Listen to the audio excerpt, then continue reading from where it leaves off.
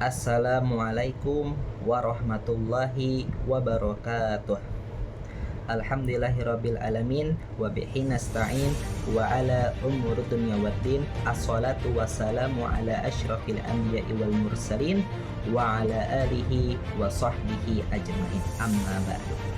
Pertama-tama marilah kita panjatkan puja serta puji kita kehadirat Allah Subhanahu wa taala, yang mana Allah telah memberikan kepada kita semua beribu-ribu kenikmatannya, baik nikmat iman, nikmat Islam, nikmat yang kita sadari maupun nikmat yang kita tidak sadari.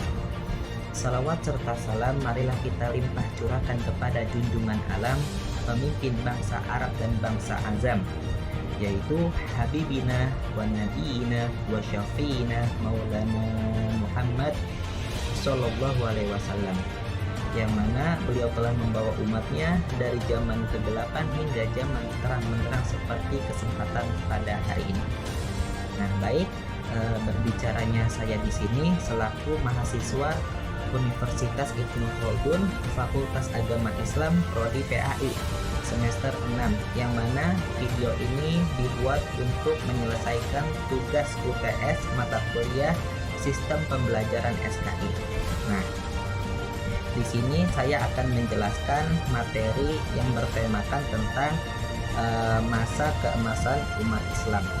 Nah, kita mulai penjelasannya itu berdasarkan hadis Nabi, yang mana menurut saya hadis ini tuh sangat penting, yang mana hadis ini juga bisa menjadi narasi pengantar kepada penjelasan di menit-menit berikutnya, yang mana hadis itu terdapat pada suatu kitab yang berjudul Al-Jami As-Sahih Al-Musnad Al-Mukhtasar min umuri Rasulullah sallallahu alaihi wasallam wa sunnanihi wal ayyamihi, yang kita kenal dengan sebutan Sahih Bukhari. Nah, di dalam kitab Sahih Bukhari terdapat hadis Nabi yang berbunyi, qala Rasulullah sallallahu alaihi wasallam khairun nasi. Riwayat lain, khairu ummati qarni sumallazina yalunahum sumallazina yalunahum, yang artinya qala Rasulullah sallallahu alaihi wasallam telah bersabda Nabi kita, yaitu Nabi Muhammad sallallahu alaihi wasallam, khairun nasi, yang artinya sebaik-baik manusia. Bisa juga diartikan sebaik-baik zaman, sebaik-baik generasi, sebaik-baik kurun, sebaik-baik era. Siapa mereka? Yaitu korni, kata Rasulullah, yaitu kurunku, zamanku, generasiku. Nah, kata ulama, siapa yang dimaksud korni oleh Nabi? Yaitu adalah para sahabat Nabi yang hidup sejaman dengan Nabi, yang belajar langsung kepada Nabi. Nah, itulah mereka yang disebut dengan sahabat. Nah, kemudian sumallazina yalunahum, kemudian orang-orang yang mengikuti sahabat atau orang-orang yang belajar kepada para sahabat. Siapa mereka? Yaitu tabi'in. Nah, orang-orang yang belajar kepada sahabat disebut dengan tabi'in. Kemudian sumallazina yalunahum, kemudian orang-orang yang mengikuti tabi'in atau yang belajar kepada tabi'in, maka siapa mereka? Yaitu tabi'ut tabi'in. Nah, orang-orang yang belajar kepada tabi'in disebut tabi'ut tabi'in. Rawahu al-Bukhari, bahwa telah meriwayatkan hadis tersebut al-Bukhari, yaitu Imam Bukhari. Nah, kata ulama, masa keemasan umat Islam itu terdapat pada zaman tersebut, pada kurun tersebut. Nah, korni tersebut, zaman tersebut, yaitu sahabat itu, kata ulama, yaitu berlangsung pada kurun 100 tahun, dari 1 Hijriah sampai 100 Hijriah itu disebut dengan zamannya para sahabat. Kemudian zamannya tabi'in, orang-orang yang belajar kepada sahabat, yaitu kurunnya yaitu dari 100 hingga 200 tahun Hijriah. Nah, kemudian kurun tabi'ut tabi'in, orang-orang yang belajar kepada tabi'in disebut dengan kurunnya yaitu dari 200 ke 300. Nah, orang-orang yang hidup di zaman tersebut, di 300 tahun tersebut dalam Hijriah, disebut dengan sebutan salafus soleh. Nah, ketika ada orang yang mengatakan, ayo kita ikut salaf gitu. Nah, jadinya orang-orang yang ikut salaf yaitu orang-orang yang lahir, yang hidup di zaman tersebut gitu, di 300 kurun tersebut. Nah, makanya tak heran bahwa ulama-ulama terkenal itu lahir pada zaman tersebut gitu, terutama ulama atau imam pendiri mazhab yang disebut dengan mujtahid mutlak. Nah, mujtahid mutlak itu adalah tingkatan tertinggi dalam usul fiqh gitu. Nah, siapa saja mereka? Yaitu mazhab Hanafi yang didirikan oleh Imam Abu Hanifah yang nama lengkapnya An-Nu'man bin Stabit At-Taimi Al-Kufi. Nah, beliau lahirnya kapan? 80 Hijriah, wafatnya 150 Hijriah. Nah, beliau masuk kepada kurun tersebut dari 300 tahun tersebut tuh. Kemudian mazhab Maliki, pendirinya yaitu Malik bin Anas. Bedakan, ada Malik bin Anas, ada Anas bin Malik. Kalau Anas bin Malik adalah sahabat Nabi yang menjadi pembantu Nabi yang hidup bersama Nabi selama 10 tahun. Sedangkan Malik bin Anas adalah seorang pendiri mazhab mujtahid mutlak, pendiri mazhab daripada mazhab Maliki. Nah, namanya Malik bin Anas bin Malik, yang mana beliau lahir pada tahun 95 Hijriah dan wafat pada tahun 179 Hijriah. Nah, masih masuk kurun tersebut. Nah, selanjutnya mazhab kita yaitu mazhab Syafi'i. Nah, mazhab Syafi'i itu beliau bernama lengkap Abu Abdullah Muhammad bin Idris bin Al-Abbas bin Utsman bin Syafi', yang mana beliau lahir pada tahun 150 Hijriah dan wafat pada tahun 204 Hijriah. Masih masuk kurun tersebut.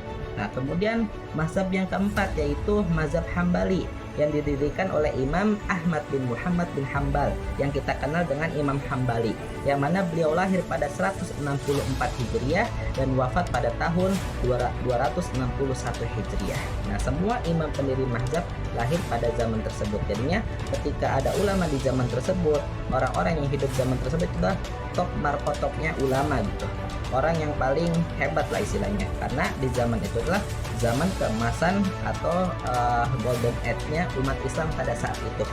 Nah, contohnya ulama-ulama yang terhebat pada saat itu yaitu Imam Asy-Syafi'i, yang mana Imam Asy-Syafi'i itu umur 7 tahun saja sudah hafal Al-Quran, yang mana beliau itu hafal Quran itu berbeda dengan hafalan umat sekarang, yang mana beliau itu tidak hanya sekedar hafal ayatnya saja, tetapi beliau tahu mana ayat yang masih mansuh, mana mana khos, mana muqayyad, mana asbabun nuzulnya, diturunkan di kota Mekah atau kota Madinah dalam konteks apa, dia itu tahu gitu.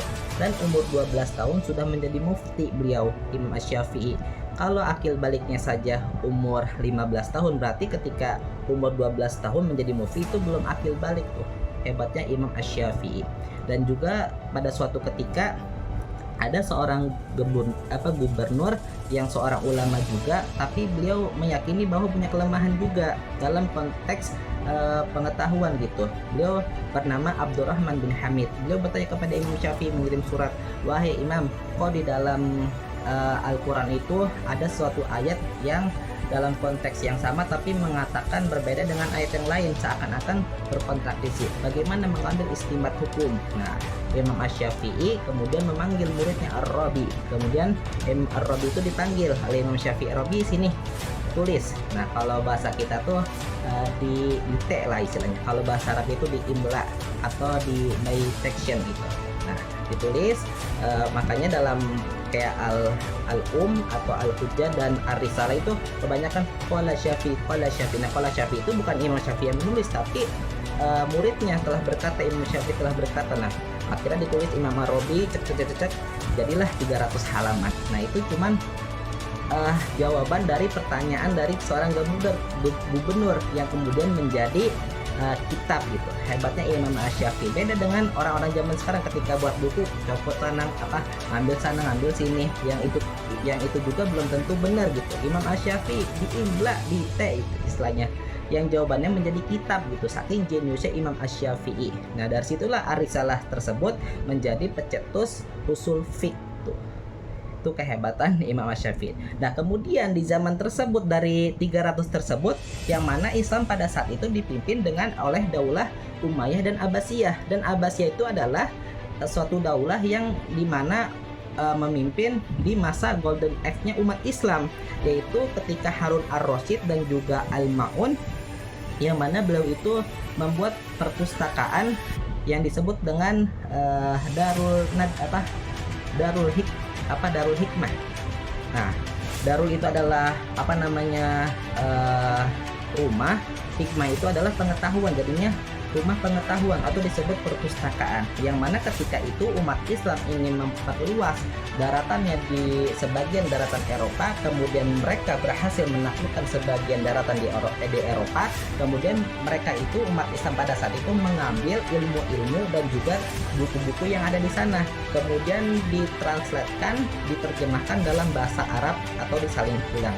Nah, kemudian buku-buku tersebut disimpan di Baitul Hikmah, yang mana kemudian umat Islam pada saat itu bisa mempelajari ilmu-ilmu yang tidak hanya ada di dalam Islam saja, tetapi ilmu-ilmu yang berasal dari luar Islam gitu, dari pengetahuan ilmu Barat. Nah, contohnya terdapat salah satunya itu ilmu filsafat gitu. Makanya ada seorang cendekiawan muslim yang belajar filsafat dari situ, kemudian jadi filsafat yang terkenal yaitu Imam Al-Farabi, yang mana beliau itu bisa mentafsirkan filsafatnya Aristoteles gitu, yang mana orang Barat sekalipun belum tentu bisa mentafsirkan filsafatnya Aristoteles gitu. Makanya di dalam filsafat Barat, Imam Al-Farabi itu disebut the second of teacher atau guru kedua setelah Imam Aristoteles. Nah, siapa itu? Umat Islam pada saat itu. Jadinya umat Islam pada saat itu menjadi sangat